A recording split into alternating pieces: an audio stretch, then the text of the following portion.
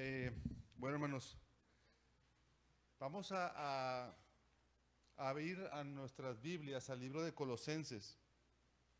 Algunos sabrán, hemos estado estudiando cuando me toca a mí exponer el libro de Colosenses y esta ocasión vamos a regresar ahí. El libro de Colosenses consta de 4 capítulos y hemos terminado de estudiar 2 de ellos. Es decir, la primera mitad ya hemos estudiado y vamos a ver hoy el inicio de la segunda mitad de este libro. Vamos a ir a Colosenses 3, versículo 1, que es donde vamos a estar el día de hoy estudiando del capítulo 3, versículo 1 al versículo 4. Solo son 4 versículos y a manera de introducción, lo que ya hemos visto en esta carta ha sido, por ejemplo, Colosenses 1:15, que nos ha enseñado que Él es la imagen del Dios invisible, el primogénito de toda la creación.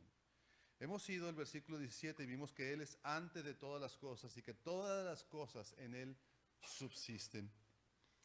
Y hemos aprendido, como dice Colosenses 2:10, que estamos completos en Él.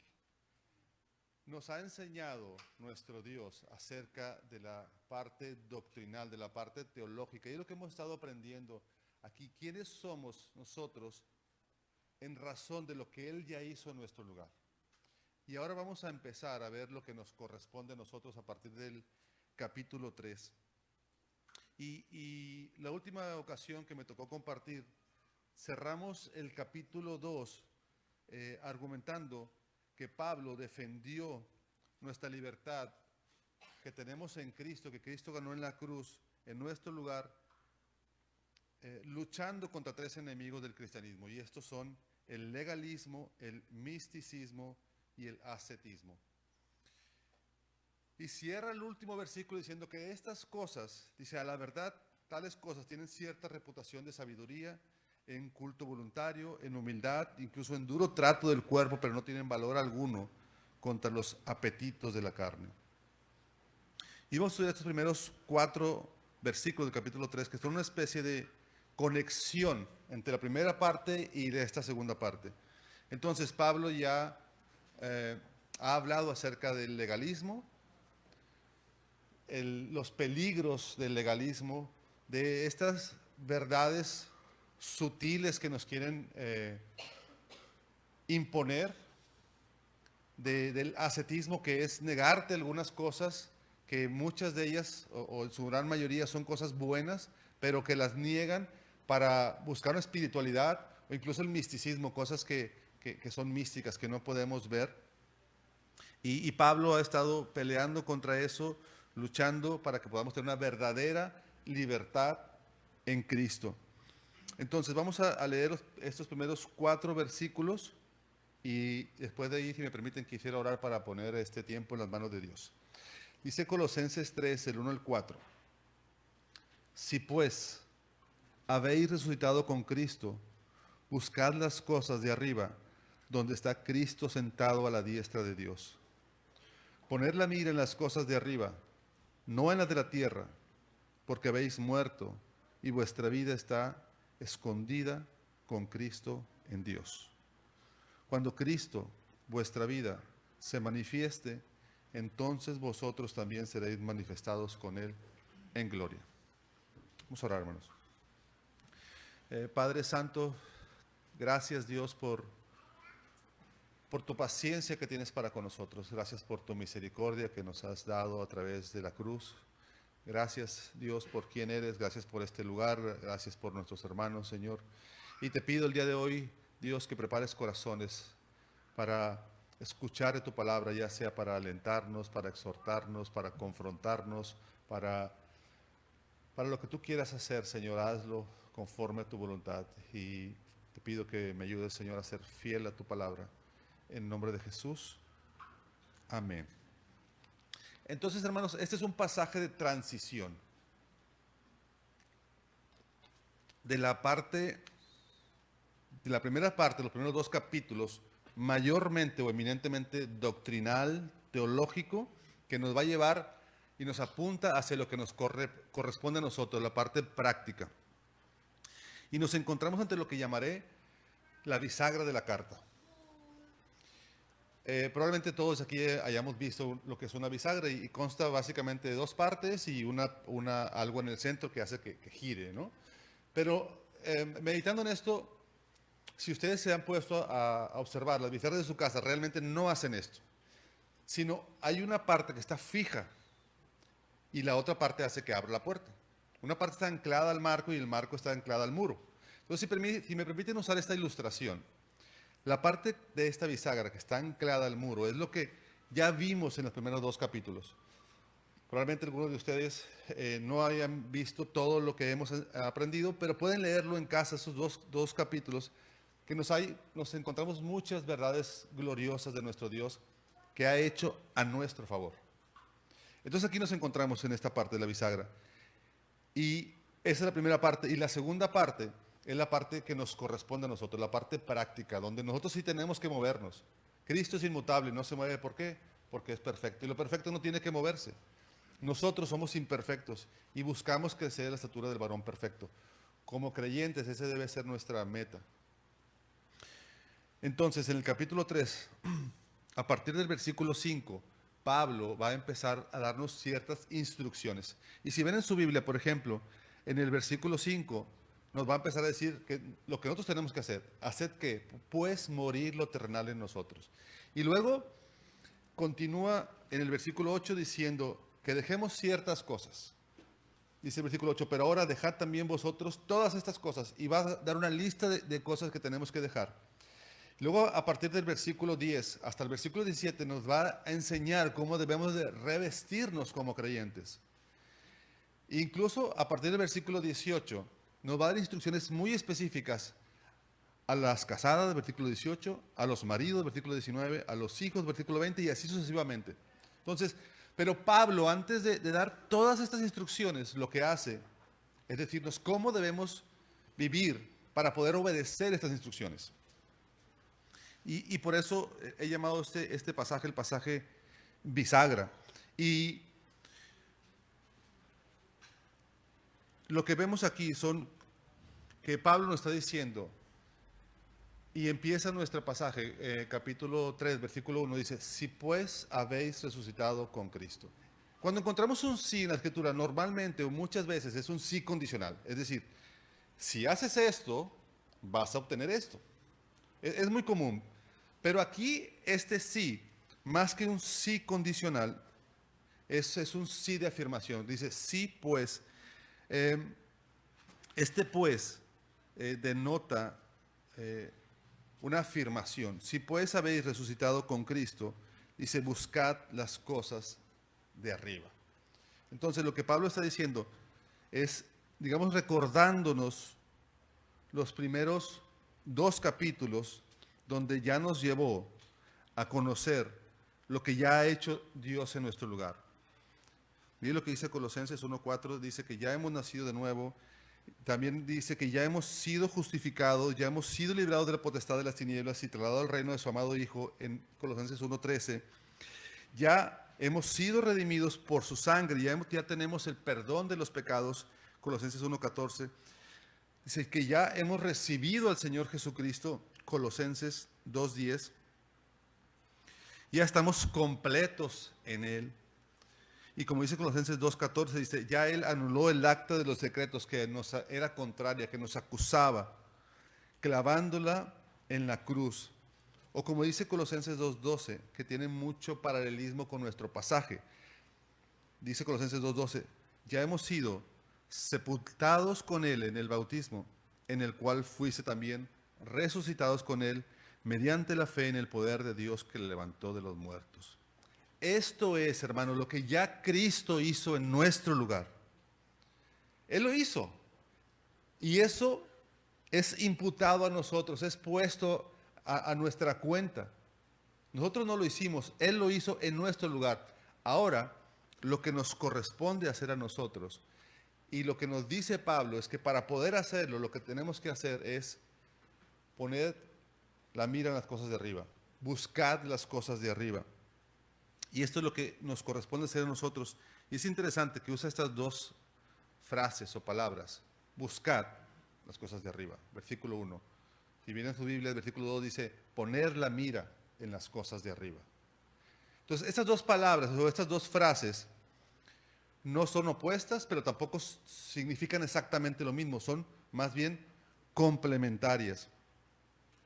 Y la palabra griega que la Reina Valera traduce como buscar, también puede significar desear, tratar de obtener, procurar las cosas de arriba, las cosas eternas.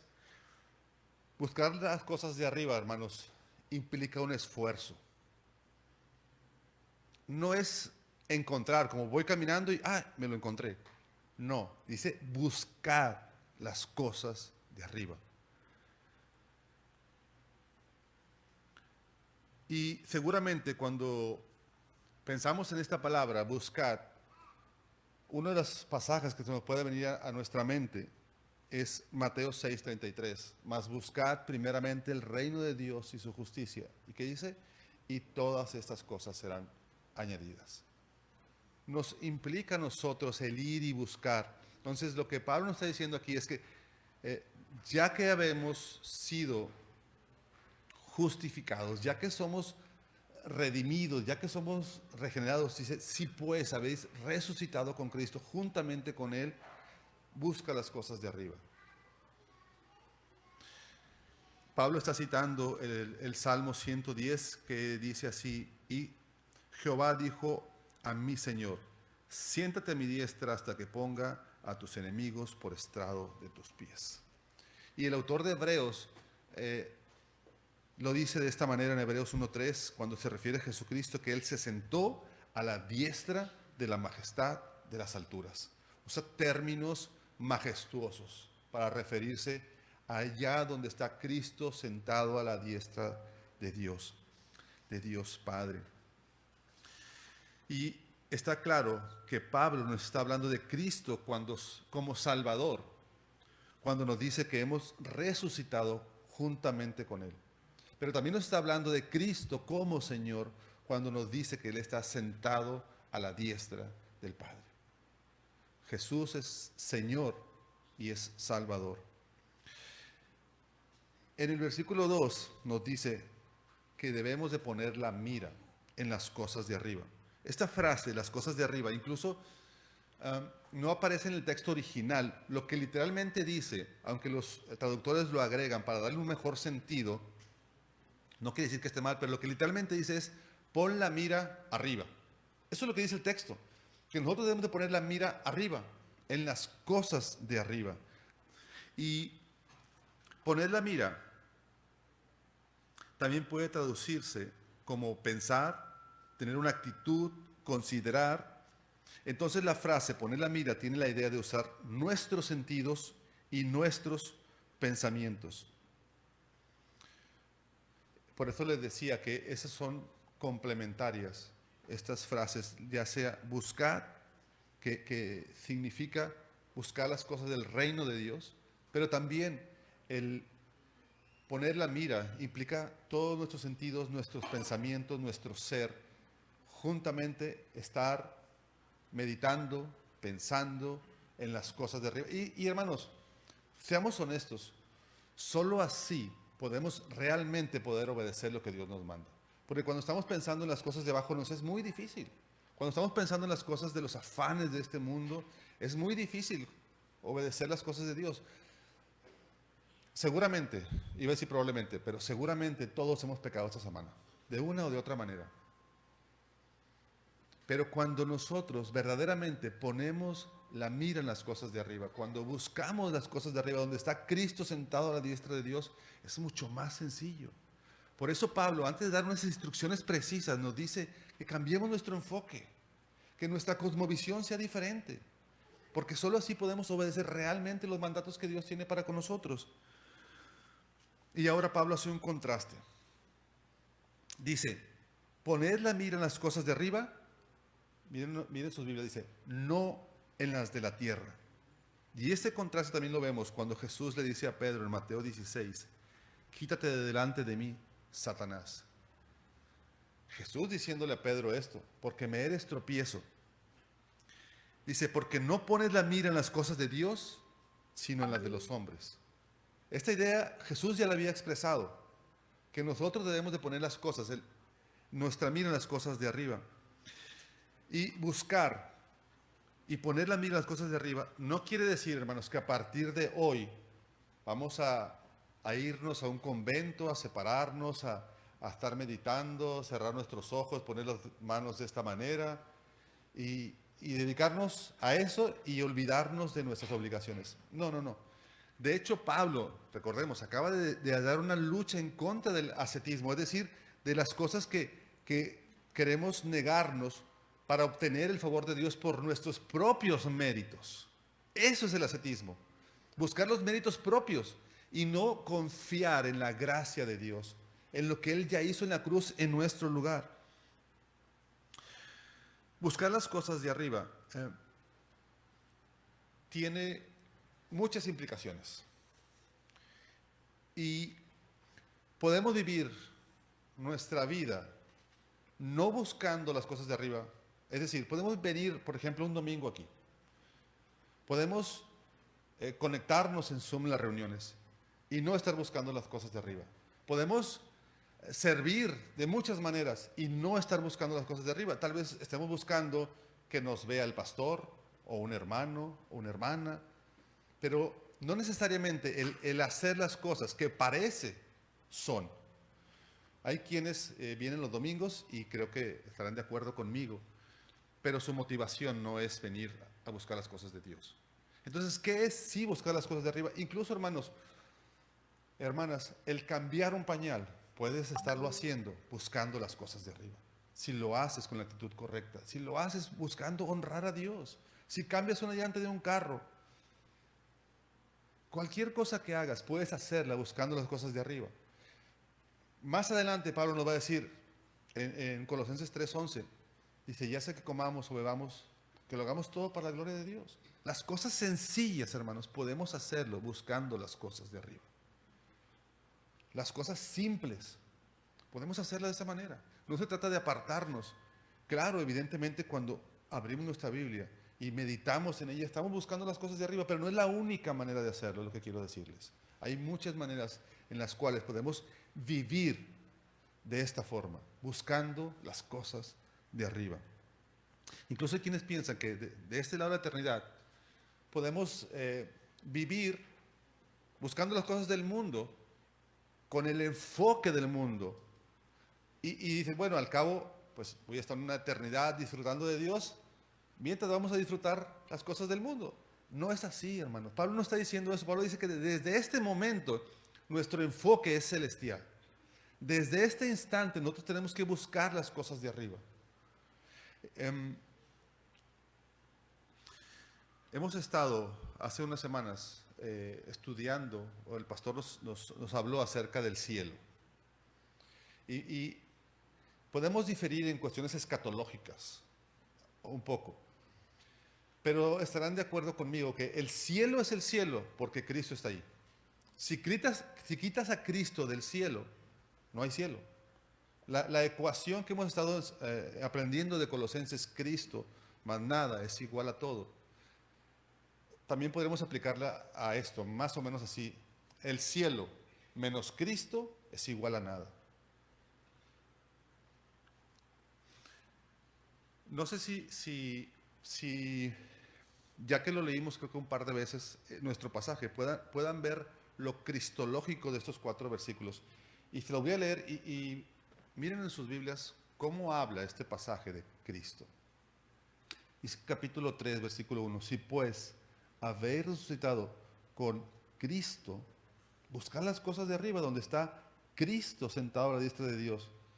Poned la mira en las cosas de arriba, no en las de la tierra, porque habéis muerto y vuestra vida está escondida con Cristo en Dios.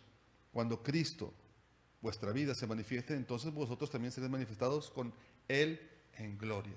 Si quitamos a Cristo de este pasaje, no tenemos pasaje. Cristo es el centro de Colosenses. Cristo debe ser el centro de tu vida. Y si tú tienes ese enfoque, hermano, va a ser mucho más sencillo que puedas vivir una vida haciendo lo que a ti te corresponde. Ya Dios lo hizo todo por nosotros. ¿Cómo vamos a reaccionar nosotros ante esa verdad? Ahora dice nuestro pasaje, Poned la mira en las cosas de arriba, no en las de la tierra. ¿Recuerda cómo empezamos? Dice, si pues habéis resucitado con Cristo. Una pregunta, ¿cuál sería la condición básica, fundamental para poder resucitar? ¿Cuál sería? Morir. Así es. Y este es el argumento que Pablo está dando aquí. Dice, si puedes haber resucitado con Cristo, busca las cosas de arriba donde está Cristo sentado a la diestra de Dios. Poned la mira en las cosas de arriba, no en las de la tierra. ¿Por qué? Porque habéis muerto. Habéis muerto. ¿Muerto en qué sentido? Obviamente no es un sentido literal, ¿verdad? No somos zombies. Pero ¿en qué sentido hemos muerto? Así es, dice que hemos muerto a los principios o los rudimentos de este mundo. Ya nos lo ha enseñado Pablo en Colosenses 2:20. Pero también hemos muerto al pecado. Como dice Romanos 6, es un pasaje muy conocido que dice, ¿qué pues diremos? ¿Perseveraremos en el pecado para que la gracia abunde? La respuesta de Pablo es, no, en ninguna manera. ¿Por qué dice Pablo? Porque los que hemos muerto al pecado, ¿cómo viviremos aún en él? Hemos muerto al pecado, hermanos. Hemos muerto a la ley. Romanos 7:4 dice, así también vosotros, hermanos míos, habéis muerto a la ley mediante el cuerpo de Cristo, para que seáis de otro. Y luego dice, a fin de que llevemos fruto para Dios. El creyente está plenamente unido e identificado juntamente con Cristo en su muerte y en su resurrección.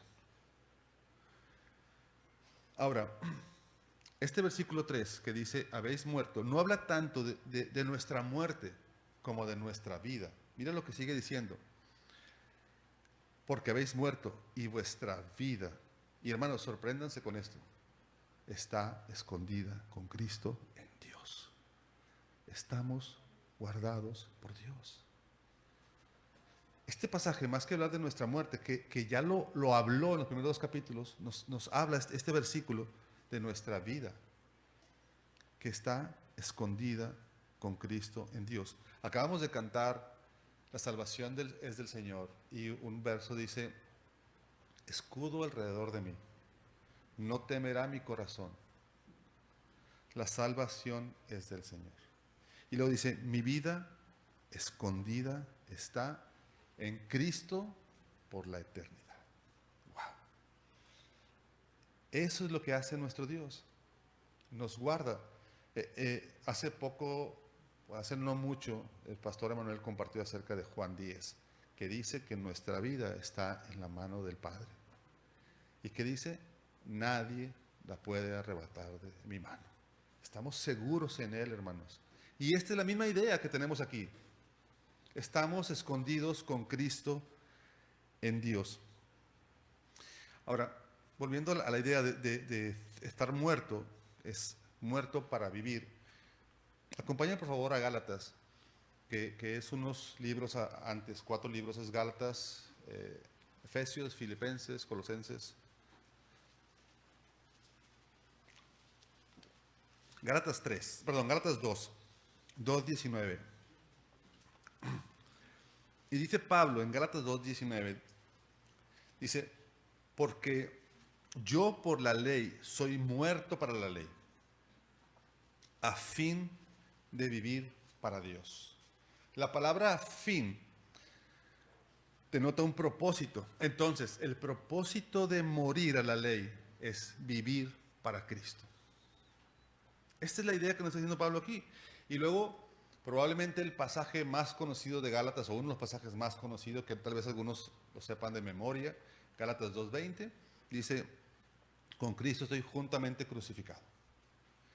Y ya no vivo yo, mas vive Cristo en mí. Y lo que ahora vivo en la carne, lo vivo en la fe del Hijo de Dios.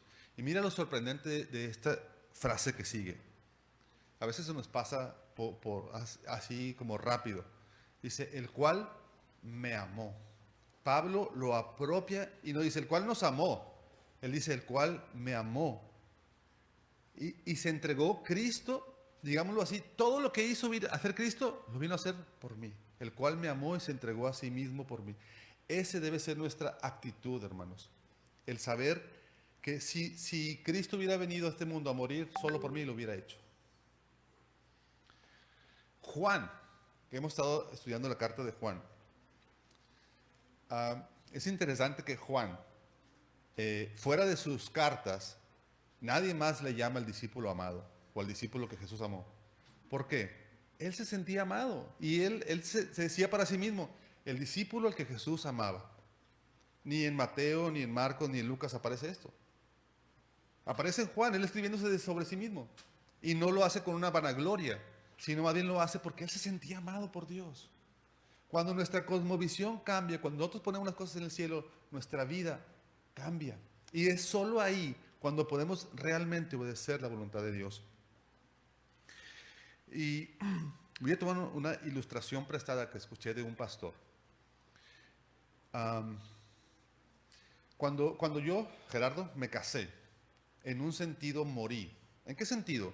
Morí para cualquier otra mujer fuera de mi esposa, en el sentido emocional, en el sentido de afecto matrimonial. Entonces, yo estoy muerto, cuando yo me casé estoy muerto para cualquier mujer, pero más vivo que nada para mi esposa. En ese sentido, hermanos, nosotros estamos muertos al pecado, pero vivos para con Dios. Entonces, estoy muerto para cualquier mujer, pero vivo para mi esposa. Y nosotros, hermanos, estamos muertos al pecado, no solo a la consecuencia del pecado o a la condenación del pecado, sino también al dominio del pecado. El pecado ya no se enseñorea sobre nosotros. Y como nuestro pasaje dice, hemos muerto y nuestra vida está escondida. Esta palabra escondida es la palabra que criptai, de donde viene nuestra palabra en español encriptar, que probablemente muchos la conozcan o la hayan escuchado. Y esta palabra tiene el sentido, la idea, o lo que nos quiere expresar es de esconder, de ocultar, de guardar, de mantener a salvo. Entonces, nuestra vida está escondida, está a salvo con Cristo en Dios. Ahora vamos al versículo 4, hermanos. Y aquí lo que vamos a ver es la esperanza que tenemos los hijos de Dios en la segunda venida de Cristo. Normalmente cuando alguien, incluso yo o el pastor o alguien tiene varios puntos, pero creo que este es un solo mensaje, es un solo pasaje donde nos habla de qué es lo que tenemos que hacer nosotros para poder ir hacia adelante. Es un pasaje que es un transicional hacia lo que nos va a enseñar, pero lo hemos visto desde la parte del pasado, lo que Dios ya hizo. Lo estamos viendo desde la parte presente, donde nos corresponde a nosotros. Y ahora vamos a ver una esperanza que tenemos viendo hacia el futuro, hacia la segunda venida de Cristo. Y dice, cuando Cristo, versículo 4, vuestra vida se manifieste, entonces vosotros también seréis manifestados con Él en gloria. Un pasaje que nos ayuda a ver esto, yo se lo leo, no vayan ahí, es 1 de Juan 3:2, que dice, amados, ahora somos hijos de Dios y aún no se ha manifestado lo que hemos de ser, pero sabemos que cuando Él se manifieste seremos semejantes a Él porque le veremos tal como Él es. Esa es una de las promesas hacia adelante que más, de manera personal, más me animan. Es decir, un día voy a ver cara a cara a mi Señor. Porque la única manera en la cual yo pueda ver cara a cara a mi Señor es cuando por completo se ha quitado de mí el pecado. Y eso será en la glorificación. En la segunda venida de Cristo yo voy a poderlo ver a Él cara a cara. Esa es una promesa.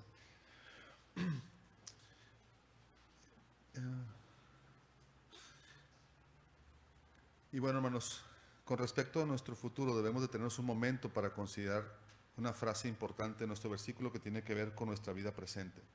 Y dice el versículo 4, cuando Cristo, vuestra vida,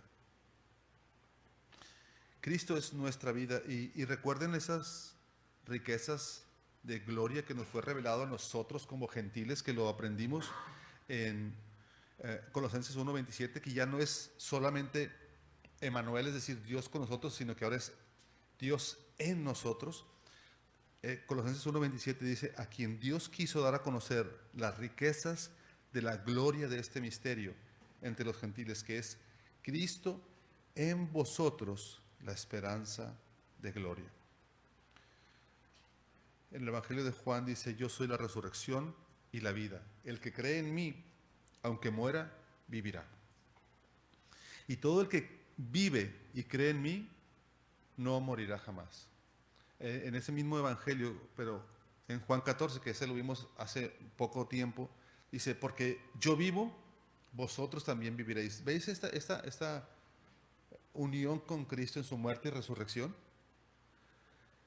Dice, y en ese día conoceréis que yo estoy en mi Padre, y vosotros en mí, y yo en vosotros. Habla de la esperanza que tenemos. Y como ya hemos dicho una y otra vez en Colosenses 2:10, nosotros estamos completos en Él. Pero también vamos a ver más adelante en Colosenses 3:11, que Él es, dice, Cristo es el todo y en todos. Esta carta, hermanos, se trata de Cristo. Cristo más nada es igual a todo. Cristo es suficiente. Y debemos tomar conciencia de nuestra nueva posición en Cristo. Lo que hacemos, hermanos, fluye de lo que somos. Lo que somos fluye de quién es Él. Un pasaje que nos puede ayudar a vivir nuestra vida aquí es Filipenses. Vayamos a Filipenses, que es la carta anterior, Filipenses 3:20. ¿Cómo vivir nuestra vida aquí y ahora con esta nueva cosmovisión que Pablo nos está diciendo? Filipenses 3:20 dice, mas nuestra ciudadanía está en los cielos. Estamos aquí, hermanos, de peregrino, pero nuestra ciudadanía está en los cielos, de donde también esperamos al Salvador, al Señor Jesucristo, el cual transformará el cuerpo de la humillación nuestra para que sea semejante al cuerpo de la gloria suya. Hermanos, y si hemos de buscar arriba, allí donde está sentado Cristo, a la diestra de Dios, casi esto puede ser una invitación a que, habiendo conocido los beneficios de la nueva vida de resurrección, ahora experimentemos personalmente los beneficios de la ascensión. Hermano, ya has muerto y resucitado con Cristo. Ahora, subid más arriba. Nuestra nueva posición en Cristo significa que no solo estamos resucitados con Él, sino que estamos sentados con Cristo en los lugares celestiales. Sí, en este momento.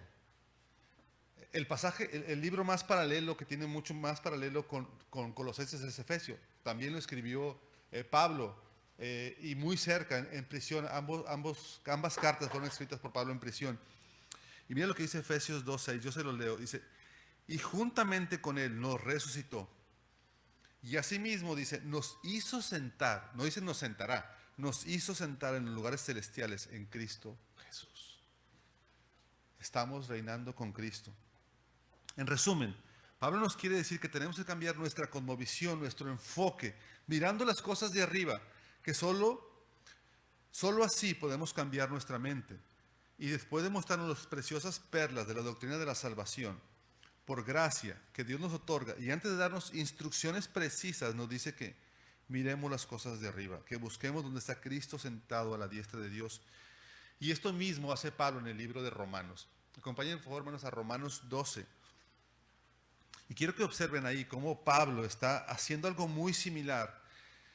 Después de haber dado 11 capítulos de doctrina, va a decir que tiene que cambiar su cosmovisión antes de dar instrucciones precisas. Y en Romanos 12:1, lo que dice Pablo, inspirado por el Espíritu Santo, dice, así que, hermanos, os ruego por las misericordias de Dios, que presentéis vuestros cuerpos en sacrificio vivo, santo, agradable a Dios, que es vuestro culto racional. Y no os conforméis a este siglo, sino transformados por medio de la renovación de vuestro entendimiento, para que comprobéis cuál sea la buena voluntad de Dios, agradable y perfecta. No te conformes a este siglo, dice Pablo, o a este mundo, como dice otras traducciones, sino renueva tu mente. Una nueva cosmovisión. Mira hacia arriba, mira los cielos donde está Cristo sentado. Hermanos, muchos de nosotros venimos el día de hoy afanados con las cosas de nuestra vida, del día a día. Pero nos dice Pablo que renovemos nuestra mente, que cambiemos nuestra visión, que nuestra cosmovisión sea otra. Y Pablo se mueve desde la consideración de lo que ya somos por la gracia de Dios hasta el desafío de lo que en consecuencia debemos llegar a ser en esta vida. Y hasta aquí Pablo ha estado diciendo, habéis muerto. Y a partir del versículo 5 va a decir, haced morir. Acompáñame por último a 1 de Juan 3. Y quiero que veamos cómo Juan también tiene esta idea y cómo nos ayuda a vivir una vida en santidad. 1 de Juan 3 dice, mirad cuán amor nos ha dado el Padre. Nuevamente, mirad cuán amor, o sea, es un amor tan grande, tan insondable, para que seamos llamados hijos de Dios. Por esto el mundo no nos conoce, porque no le conoció a Él. Amados, ahora somos hijos de Dios. Ciertamente ya somos hijos de Dios, dice Juan.